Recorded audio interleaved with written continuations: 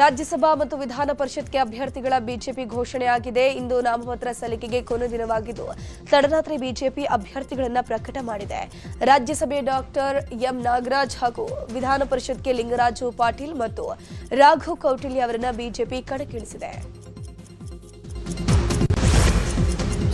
DK Shivakumar CM ಆದ ಬಳಿಕ ಮೊದಲ ಬಾರಿಗೆ ಸ್ವಕ್ಷೇತ್ರ ಕನಕಪುರಕ್ಕೆ ನಿನ್ನೆ ಭೇಟಿ ನೀಡಿದರು.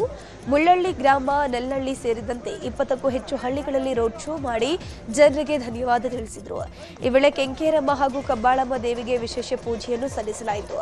ಸಿಎಂ ಡಿಕೆ ಶಿವಕುಮಾರ್ ಬರ್ತಾ ಇದ್ದಂತೆ ಪಟಾಕಿ ಸಿಡಿಸಿ ದೊಡ್ಡ ದೊಡ್ಡ ಹಾರಗಳನ್ನು ಹಾಕೋದ್ರ ಮೂಲಕ ಅದ್ದೂರಿಯಾಗಿ ಸ್ವಾಗತವನ್ನು ಕೋರಿದರು.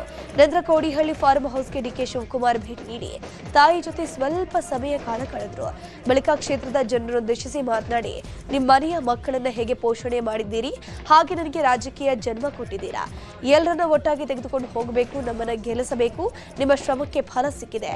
ಸಿದ್ದರಾಮಯ್ಯನವರು ನುಡಿದಂತೆ ನನಗೆ ಅವಕಾಶ ಕೊಟ್ಟಿದ್ದಾರೆ ಅಂತ ಡಿಕೆ ಶಿವಕುಮಾರ್ ಹೇಳಿದರು. ಇಡೀ ದಿನ 20 ಊರುಗಳಲ್ಲಿ ಡಿಕೆ ಶಿವಕುಮಾರ್ ರೌಟ್ಸ್ ಹಾಕಿದ್ದಾರೆ. ಸಿಎಂ ಆದ ಖುಷಿಯಲ್ಲಿ ಹುಟ್ಟೂರು ದೊಡ್ಡಾಲಹಳ್ಳಿಗೆ ಹೋಗಿದ್ದು ಕೈ ಕಾರ್ಯಕರ್ತರು ಪಟಾಕಿ ಸಿಡಿಸಿ ಸೇಬು ಹಾರ, ಕೊಬ್ಬರಿ, ಬೆಲ್ಲದ ಹಾರಗಳನ್ನು ಹಾಕಿ ಪೂರ್ಣ ಕುಂಭದ ಮೂಲಕ ಸ್ವಾಗತಿಸಿದರು. ಬಳಿಕ CM DK Shivakumar road show ನಡೆಸಿ ಜನರತ್ತ ಕೈ ಮುಗಿದು ಧನ್ಯವಾದ ಸಮರ್ಪಣೆ ಮಾಡಿದ್ದಾರೆ.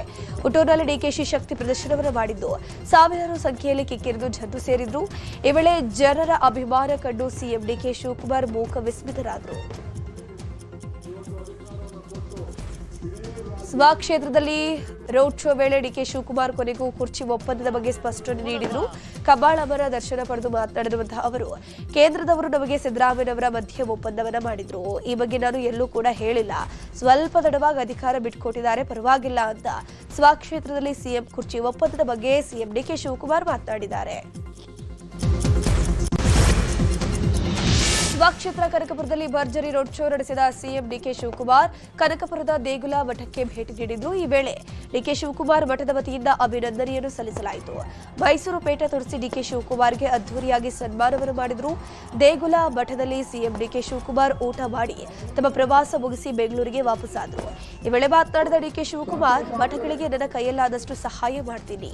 ಮಠದ ಮಕ್ಕಳು, ವಿದ್ಯಾರ್ಥಿಗಳಿಗೆ ಶಕ್ತಿ ಮೀರಿ ಕೆಲಸ ಮಾಡುವ ಭರವಸೆಯನ್ನ ಅವರು ನೀಡಿದ್ದಾರೆ.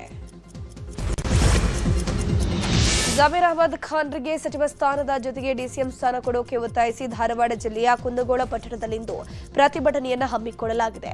ಮುಸ್ಲಿಂ ಮುಖಂಡರು ಕುಂದಗೋಳದ ಗಾಳಿ ಮರೆಮ್ಮ ದೇವಿ ದೇವಸ್ಥಾನದ ಬಳಿ ಪ್ರತಿಭಟನೆ ಮಾಡ್ತಾರೆ.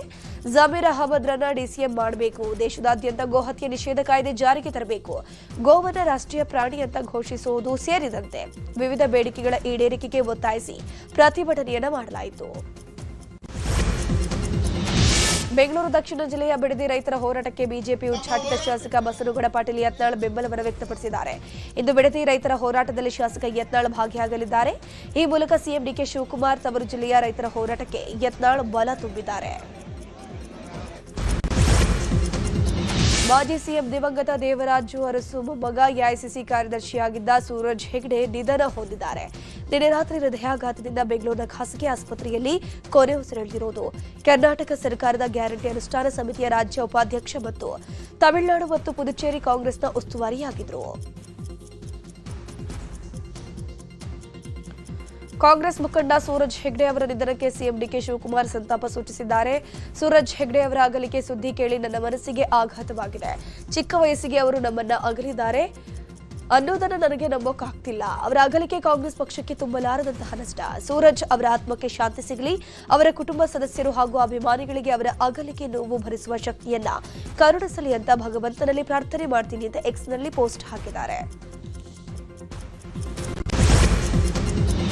ಯುದ್ಧದಿಂದ ಜಾಗತಿಕ ಇಂಧನ ಬಿಕ್ಕಟ್ಟು ಮುಂದುವರೆದಿದೆ. ಗ್ಯಾಸ್ ಸಿಲಿಂಡರ್ ಬೆಲೆ ಗಗನಕ್ಕೇರ್ತಾನೆ ಇದೆ. ಇದೀಗ ಮತ್ತೆ ಸಿಲಿಂಡರ್ ಬೆಲೆ 29 ರೂಪಾಯಿ ಹೆಚ್ಚಳ ಮಾಡಲಾಗಿದ್ದು, ಈ ಬಗ್ಗೆ ಧಾರವಾಡದಲ್ಲಿ ಕೇಂದ್ರ ಸಚಿವ ಪ್ರಹ್ಲಾದ್ ಜೋಶಿ ರಿಯಾಕ್ಷನ್ ಕೊಟ್ಟಿದ್ದಾರೆ. ನಮ್ಮ ದೇಶದಲ್ಲಿ ಗೃಹ ಬಳಕೆ ಸಿಲಿಂಡರ್ ಸಮಸ್ಯೆ ಆಗದಂತೆ ಸರಬರಾಜು ಆಗ್ತಿದೆ. ಜನರಿಗೆ ತೊಂದರೆ ಆಗದಂತೆ ನಾವು ಹೆಚ್ಚು ಹಣ ಕೊಟ್ಟು ತರಿಸ್ತಾ ಇದ್ದೀವಿ. ಯುದ್ಧ ಅಂತ್ಯವಾದ ಮೇಲೆ ಸರಿಯಾಗಲಿದೆ ಅಂತ ಪ್ರಹ್ಲಾದ್ ಜೋಶಿ ತಿಳಿಸಿದರು.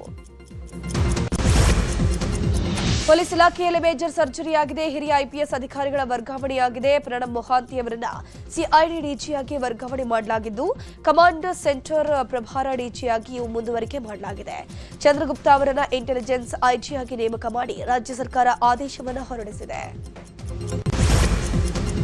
ಅಕ್ರಮ ಮರಳು ಗಣಿಗಾರಿಕೆಯಿಂದ 3 ಮೃತಪಟ್ಟಿರುವ ಘಟನೆ ಯಾದಗಿರಿಯ ವಡಗೇರ ತಾಲೂಕಿನ ಬಸವನಗರ ಗ್ರಾಮದಲ್ಲಿ ನಡೆದಿದೆ. ಬಟ್ಟೆ ತೊಳೆಯುವಾಗ ಮರಂ ಕ್ವಾರಿಯಲ್ಲಿ ಸಂಗ್ರಹವಾಗಿದ್ದ ನೀರಿನಲ್ಲಿ ಕಾಲು ಜಾರಿ 2 ಮಕ್ಕಳು ಮತ್ತು ಓರ್ವ ಮಹಿಳೆ ಬಿದ್ದು ಸಾವನ್ನಪ್ಪಿದ್ದಾರೆ. ಅಕ್ರಮ ಮರಳು ದಂಧೆಗೆ ಅಮಾಯಕರು ಬಲಿಯಾಗಿದ್ದು ಕುಟುಂಬಸ್ಥರ ಆಕ್ರಂದನ ಮುಗಿಲು ಮುಟ್ಟಿದೆ.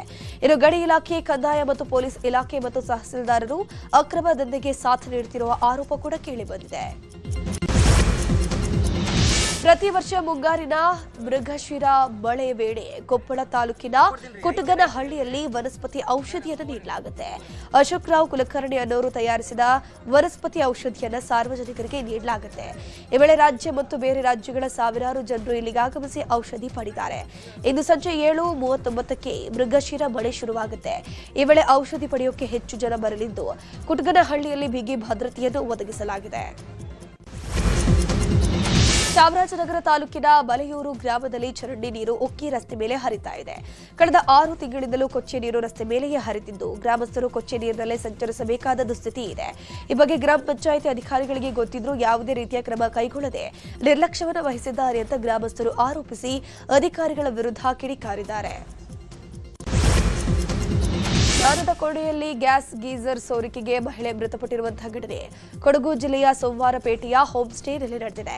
ಮೈಸೂರು ಮೂಲದ ವಿನೂತ ಪ್ರವಾಸಕ್ಕೆ ಅಂತ ಕೊಡಗಿಗೆ ಬಂದಿದ್ರು. ಸೋಮವಾರಪೇಟೆಯ ಚೌಡ್ಲು ಗ್ರಾಮದ ಹೋಮ್ ಸ್ಟೇನಲ್ಲಿ ತಂಗಿದ್ರು. ಆದರೆ ಸ್ನಾನ ಮಾಡೋಕೆ ತೆರಳಿದಾಗ ಗ್ಯಾಸ್ ಗೀಸರ್ ಸೋರಿಕೆಯಾಗಿ ಸ್ಥಳದಲ್ಲಿ ಸಾವನ್ನಪ್ಪಿದ್ದು ಬಾತ್ರೂಮ್ನಲ್ಲಿ ಕಿಟಕಿ ಇರಲಿಲ್ಲ ಅಂತ ಹೇಳಲಾಗಿದೆ. ಈ ಸಂಬಂಧ ಸೋಮವಾರಪೇಟೆ ಪೊಲೀಸ್ ಠಾಣೆಯಲ್ಲಿ ಪ್ರಕರಣ ಕೂಡ ದಾಖಲಾಗಿದೆ. ಮಂಗಳೂರಿನ ಮೂಡಬಿದಿರೆಯ ಬನ್ನಡ್ಕ ಪರಿಸರದಲ್ಲಿ ಚಿರತೆಯೊಂದು ಪ್ರತ್ಯಕ್ಷವಾಗಿದೆ. ಪಂಚಾಯಿತಿಯ ಸದಸ್ಯ ನಿತಿನ್ ಕೋಟ್ಯಾನ್ ಅವರ ಮನೆಯ ಅಂಗಳಕ್ಕೆ ಚಿರತೆ ಬಂದಿದೆ. ರಾತ್ರಿಯ ವೇಳೆಯಲ್ಲಿ ನಿತಿನ್ ಕೋಟ್ಯಾನ್ ಅವರ ಮನೆಯ ಆವರಣಕ್ಕೆ ನುಗ್ಗಿದ ಚಿರತೆಯ ಚಲನವಲನ ಅಲ್ಲಿನ ಸಿಸಿ ಕ್ಯಾಮೆರಾದಲ್ಲಿ ಕ್ಯಾಪ್ಚರ್ ಆಗಿದೆ. ಬೆಳಗಾವಿಯಲ್ಲಿ ಶಿವಾನಂದ ನೀಲಣ್ಣನವರ ಬಹುಕೋಟಿ ವಂಚನೆ ಪ್ರಕರಣ ದಿನಕ್ಕೊಂದು ಟ್ವಿಸ್ಟ್ ಸಿಗ್ತಾ ಇದೆ. ಇದೀಗ ಖ್ಯಾತ ನಟ ನಟಿಯರಿಗೂ ತನಿಖೆಯ ಆತಂಕ ಶುರುವಾಗಿದೆ. ಸಾವಿರಾರು ಕೋಟಿ ವಂಚನೆ ಹಿನ್ನೆಲೆಯಲ್ಲಿ ಶಿವಾನಂದ ನೀಲಣ್ಣನವರ ಹೆಂಡಲಗ ಜೈಲಲ್ಲಿದ್ದಾರೆ.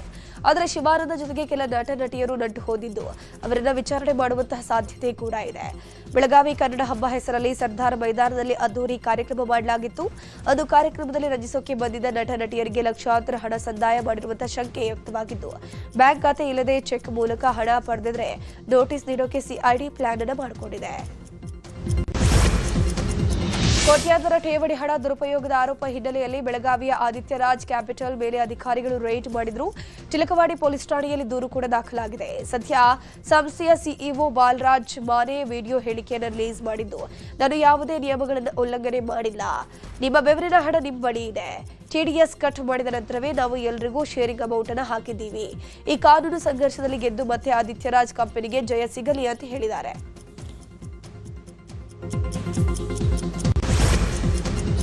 ಇಂದು ದೆಹಲಿಯಲ್ಲಿ ಪ್ರತಿಪಕ್ಷಗಳ ಇಂಡಿ ಮೈತ್ರಿಕೂಟ ಜನಬಂಧನ್ ಸಭೆ ನಡೆಯಲಿದೆ. ಟಿಎಂಸಿ ಸೇರಿದಂತೆ ಸುಮಾರು 23 ಪಕ್ಷಗಳ ನಾಯಕರು ಈ ಸಭೆಯಲ್ಲಿ ಭಾಗಿಯಾಗುವಂತಹ ನಿರೀಕ್ಷೆ ಇದೆ. ಕಾಂಗ್ರೆಸ್ ಜೊತೆಗಿನ ಭಿನ್ನಾಭಿಪ್ರಾಯದಿಂದ ಡಿಎಂಕೆ ಪಕ್ಷ ಸಭೆಯನ್ನ ಬಹಿಷ್ಕರಿಸಿದೆ. ನ್ಯಾಪ್ ಕೂಡ ಭಾಗಿಯಾಗಿರುವುದು ಅನುಮಾನ ಇದೆ.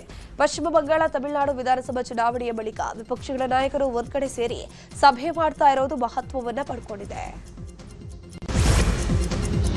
ಮಮತಾ ಬ್ಯಾನರ್ಜಿ ಆಡಳಿತಾವಧಿಯಲ್ಲಿ ಸಿಎಎ ವಿರೋಧಿಸಿ ನಡೆದ ಹಿಂಸಾಚಾರದ ಘಟನೆಗಳ ಮರು ತನಿಖೆಗೆ ಸಿಎಂ ಸುವೇಂದು ಅಧಿಕಾರಿ ಆದೇಶವನ್ನು ಹೊರಡಿಸಿದ್ದಾರೆ. 2019ರಲ್ಲಿ ಪೌರತ್ವ ತಿದ್ದುಪಡಿ ಕಾಯ್ದೆ ವಿರೋಧಿ ಪ್ರತಿಭಟನೆ ವೇಳೆ ರಾಜ್ಯದ ವಿವಿಧ ಹಿಂಸಾಚಾರ ನಡೆದಿತ್ತಲ್ಲಿ ಸಾರ್ವಜನಿಕರ ಆಸ್ತಿಗೆ ಹಾನಿ ಉಂಟು ಮಾಡಿದ ಕಿಡಿಗೇಡಿಗಳ ಬಂಧನಕ್ಕೆ ಸುವೇಂದು ಸರ್ಕಾರ ಆದೇಶಿಸಿದೆ. ಭೂ ಹಗರಣ ವಂಚನೆ ಸುಲಿಗೆ ಪ್ರಕರಣದಲ್ಲಿ ಪಶ್ಚಿಮ ಬಂಗಾಳದ ಟಿಎಂಸಿ ನಾಯಕ ಸುಜೋಯ್ ಹಜ್ರಾ ಅರೆಸ್ಟ್ ಆಗಿದ್ದಾರೆ. ಸರ್ಕಾರದಿಂದ ಮನೆ ಕಟ್ಟಿಸಿಕೊಳ್ಳುವುದಾಗಿ ಅಮಾಯಕರಿಂದ ಹಣ ಪಡೆದು ವಂಚಿಸಿರುವ ಆರೋಪ ಕೂಡ ಇದೆ. ಸುಜೋಯ್ ಹಜ್ರಾರನ್ನ ಬಂಧಿಸಿ ಕರೆದೊಯ್ಯುವಾಗ ಪೊಲೀಸರ ಕಾರಿನ ಮೇಲೆ ಸಾರ್ವಜನಿಕರು ಮೊಟ್ಟೆಸೆದು ತಮ್ಮ ಆಕ್ರೋಶವನ್ನು ವ್ಯಕ್ತಪಡಿಸಿದ್ದಾರೆ. ಕನ್ನಡ ಚಿತ್ರರಂಗದಲ್ಲಿ ಇತ್ತೀಚೆಗೆ ನಡೆದ ನೆಪೋಟಿಸಂ ಚರ್ಚೆಯ ಕುರಿತು ನಟ ಶಿವರಾಜ್ ಕುಮಾರ್ ಅತ್ಯಂತ ಸಕಾರಾತ್ಮಕವಾಗಿ ಮತ್ತು ಪ್ರಬುದ್ಧವಾಗಿ ಪ್ರತಿಕ್ರಿಯೆ ಕೊಟ್ಟಿದ್ದಾರೆ. ನೆಪೋಟಿಸಂ ಅನ್ನೋದು ಇದ್ದಿದ್ರೆ ರಾಜ್ಕುಮಾರ್ ಮಕ್ಕಳಿಗೂ ಕೇಳಬೇಕಿತ್ತಲ್ಲ ಅಂತ ಮೊನ್ನೆ ಸುದೀಪ್ ಹೇಳಿಕೆಯನ್ನು ಕೊಟ್ಟಿದ್ರು. ಈ ಬಗ್ಗೆ ಸ್ವತಃ ನಟ ಶಿವರಾಜ್ ಕುಮಾರ್ ರಿಯಾಕ್ಟ್ ಮಾಡಿದ್ದಾರೆ.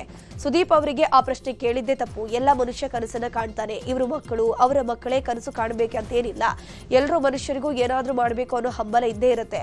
ಅದನ್ನೆಲ್ಲ ಸ್ವಾಗತ ಮಾಡಬೇಕು ಅಂತಂದ್ರು. ದಕ್ಷಿಣ ಏಷ್ಯಾದ ಫುಟ್ಬಾಲ್ನಲ್ಲಿ ಭಾರತದ ಮಹಿಳಾ ಫುಟ್ಬಾಲ್ ತಂಡವು ಮತ್ತೊಮ್ಮೆ ಐತಿಹಾಸಿಕ ದಾಖಲೆಯನ್ನು ಸೃಷ್ಟಿ ಮಾಡಿದೆ. ಗೋವಾದಲ್ಲಿ ನಡೆದ 2020ರ ಸ್ಯಾಫ್ ಮಹಿಳಾ ಚಾಂಪಿಯನ್ಶಿಪ್ನ ಫೈನಲ್ ಪಂದ್ಯದಲ್ಲಿ ಭಾರತವು ಬಾಂಗ್ಲಾದೇಶವನ್ನು 3-1 ಗೋಲುಗಳ ಅಂತರದಿಂದ ಸೋಲಿಸಿದೆ. ಈ ಮೂಲಕ ದಾಖಲೆಯ 6ನೇ ಬಾರಿಗೆ ಪ್ರಶಸ್ತಿಯನ್ನು ಎತ್ತಿ ಹಿಡಿದಿದೆ. ಭಾರತದ ಬ್ಲೂ ಟೈಗ್ರೆಸಸ್ ಸಾಧನೆಯನ್ನ ರಾಷ್ಟ್ರಪತಿ ಮತ್ತು ಪ್ರಧಾನಿಯವರು ಶ್ಲಾಘಿಸಿದ್ದಾರೆ. ಅಫ್ಘಾನಿಸ್ತಾನ ವಿರುದ್ಧದ ಟೆಸ್ಟ್ ಪಂದ್ಯದಲ್ಲಿ ಟೀಂ ಇಂಡಿಯಾ ಬಿಗಿ ಹಿಡಿತವನ್ನು ಸಾಧಿಸಿದೆ. ಭಾರತ ಮೊದಲ ಇನ್ನಿಂಗ್ಸ್ನಲ್ಲಿ 8 ವಿಕೆಟ್ಗೆ 564 ರನ್ ಕಲೆ ಹಾಕಿ ಡಿಕ್ಲೇರ್ ಘೋಷಿಸಿದರೆ ಅಫ್ಘಾನಿಸ್ತಾನ ದಿನಾಂತ್ಯಕ್ಕೆ 5 ವಿಕೆಟ್ಗೆ 113 ರನ್ ಗಳಿಸಿ ಸಂಕಷ್ಟಕ್ಕೆ ಸಿಕ್ಕಾಕೊಂಡಿದೆ. ಇನ್ನು 450 ರನ್ ಹಿನ್ನಡೆಯಲ್ಲಿದ್ದು ಫಾಲೋ ಆನ್ಗೆ ಸಿಲುಕುವಂತಹ ಭೀತಿಯಲ್ಲಿದೆ. ಇನ್ನು ಟೆಸ್ಟ್ನಲ್ಲಿ ಪಾದಾರ್ಪಣೆ ಪಂದ್ಯದ ಮೊದಲ ಓವರ್ನಲ್ಲೇ ವಿಕೆಟ್ ಕಿತ್ತು ಮಾನವ್ ಸುಥಾರ್ ಹೊಸ ದಾಖಲೆಯನ್ನು ಬರೆದರು.